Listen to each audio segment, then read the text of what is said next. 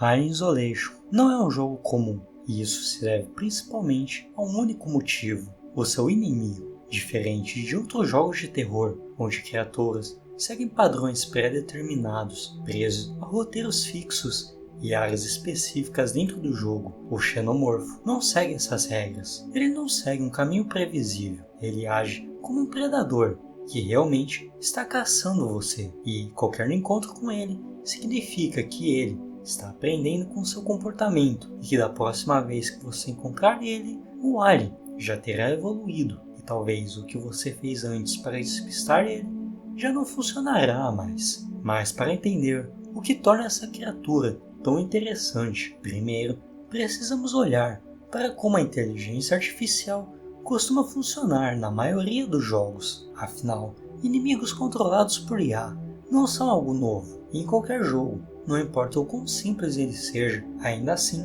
vai existir essa tecnologia, mesmo que seja para fazer um personagem ir do ponto A até o ponto B, e que sejam totalmente diferentes e inferiores aos modelos mais atuais de aprendizado que temos hoje em dia. Dado esse contexto inicial, nós podemos realmente falar sobre o que torna os inimigos nos jogos tão interessantes. Existem vários tipos de inimigos dentro dos jogos, e isso vai afetar diretamente a dificuldade desses inimigos. Nos capítulos de Poppy Playtime, provavelmente um dos jogos mais famosos atualmente, embora seja um bom jogo, a IA dos inimigos, principalmente dos inimigos principais, servem muito mais para uma forma narrativa da história do que realmente em ser um desafio para o jogador, embora inimigos secundários tenham uma IA mais desenvolvida de certa forma, já que eles vão ter uma perseguição mais aleatória quanto ao jogador. Eles ainda vão servir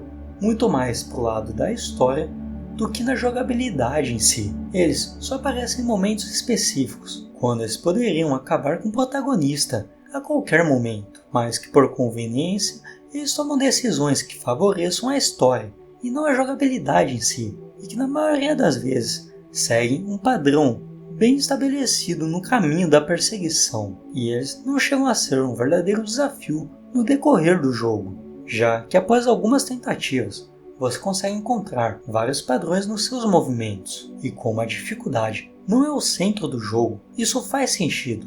Eles conseguem cumprir o seu papel narrativo, sem aumentar muito a complexidade do desenvolvimento do jogo em si, o que não acontece em jogos onde o foco é realmente a jogabilidade, mas que infelizmente não fogem dessa simplicidade. Se você já jogou Pac-Man por tempo suficiente, você já deve ter percebido que cada um dos fantasmas tem um padrão de movimento diferente, mas esses padrões são fixos e depois de um tempo, até que previsíveis, e o jogador pode usar esses padrões para evitar de ser pego. Isso por um lado é bom, já que cria um desafio para o jogador, entregando a proposta do jogo, sem aumentar muito a complexidade da lógica em se criar um inimigo como esse, o que, pelo menos na época do Pac-Man, fazia muito sentido, principalmente pela limitação tecnológica que existia na época, e até mais acessíveis para o público em geral, que prefere jogar algo para se distrair rapidamente e depois voltar a fazer o que estava fazendo antes, mas ainda assim ela é de certa forma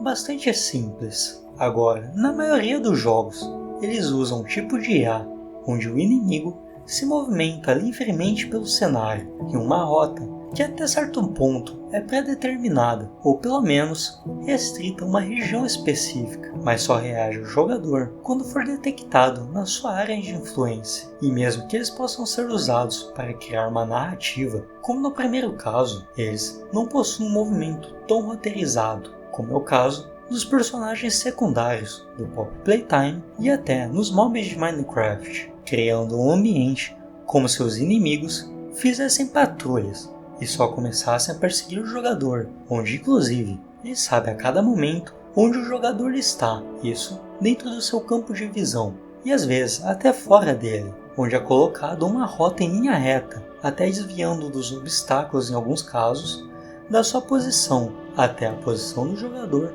para criar uma ilusão de perseguição. Embora esse tipo de IA possa criar momentos de tensão, Ainda há um padrão claro a ser explorado. Se você souber onde os inimigos vão estar e como eles reagem, assim, até que ponto você tem que se distanciar para conseguir sair dessa área de influência do mob, o jogador consegue se movimentar com bastante liberdade durante o mapa. Mas e se criássemos um inimigo que não apenas seguisse padrões fixos?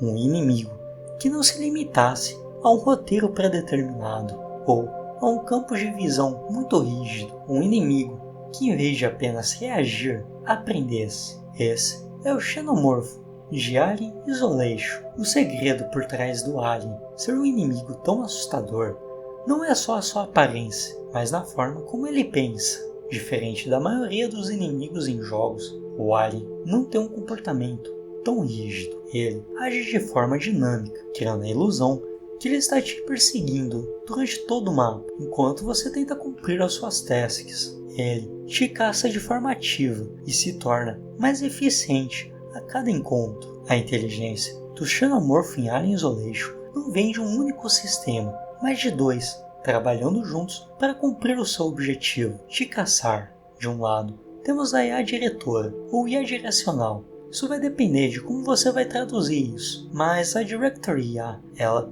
é um cérebro que decide para onde o alien deve ir, o que ajuda a manter ele próximo do jogador, como se fosse uma espécie de supervisor para o alien. Ele indica para o alien qual a região em que o jogador deve estar, mas nunca revelando a posição onde realmente o jogador está, apenas uma área aproximada de onde ele pode estar. É como se a diretora dissesse: o jogador estava aqui recentemente, talvez ele ainda esteja por perto, em vez de ele estar exatamente ali, atrás daquela mesa. Essa IA não vai indicar o tempo todo a localização do jogador, para que ele tenha uma janela de oportunidade para escapar e fazer as suas atividades. Além disso, ele também tem uma espécie de medidor de ameaça, o que serve para que nem sempre o alien ataque o jogador imediatamente. Muitas vezes, apenas estará próximo, mas a não ser que o jogador faça alguma coisa que indique ao alien onde ele realmente está,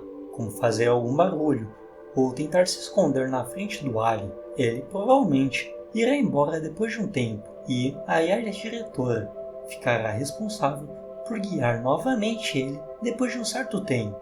E se esse primeiro cérebro é responsável por guiar o alien, a árvore de comportamento é responsável por fazer ele caçar o jogador ativamente. A árvore de comportamento indica para o alien como ele deve agir e qual ação deve ser executada.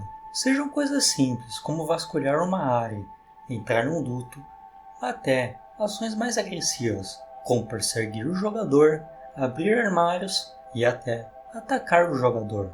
Grande parte da tomada de decisões do Xenomorfo é apenas uma reação ao que o jogador faz. Essas decisões podem ser resumidas em dois sentidos, a audição e a visão.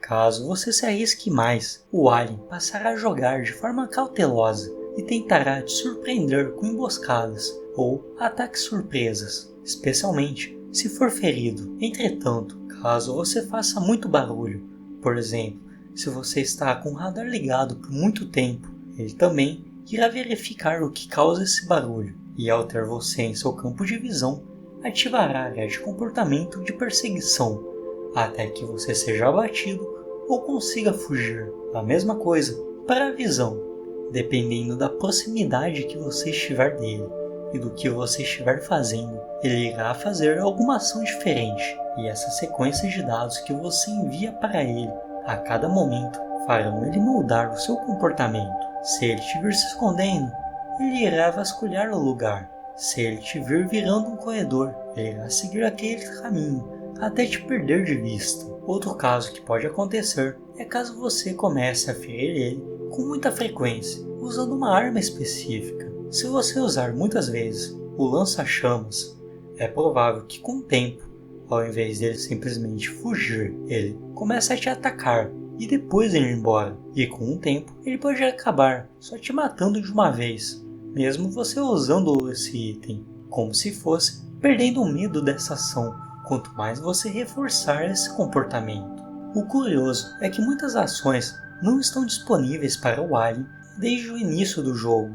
ele passa a poder usar essas habilidades de acordo com o progresso do jogo, ou caso o próprio jogador cumpra as condições para ele usar essa habilidade. Por isso você tem a sensação que ele está começando a burlar as suas armadilhas e até criar as suas próprias armadilhas para você, seja se esconder num duto até que você passe por baixo e ele possa te atacar, ou até ele se adapte a alguma arma e passe a te atacar após você usar ela, até às vezes tentando te enganar. Tudo por causa da sua estrutura, que não usa apenas um tipo de IA, como estamos acostumados, mas vários deles, e com um formato de progressão que realmente faz parecer que ele está vivo e evoluindo, ao passo que você precisa criar novas estratégias cada vez melhores contra um inimigo que parece estar sempre um passo à sua frente. Assim,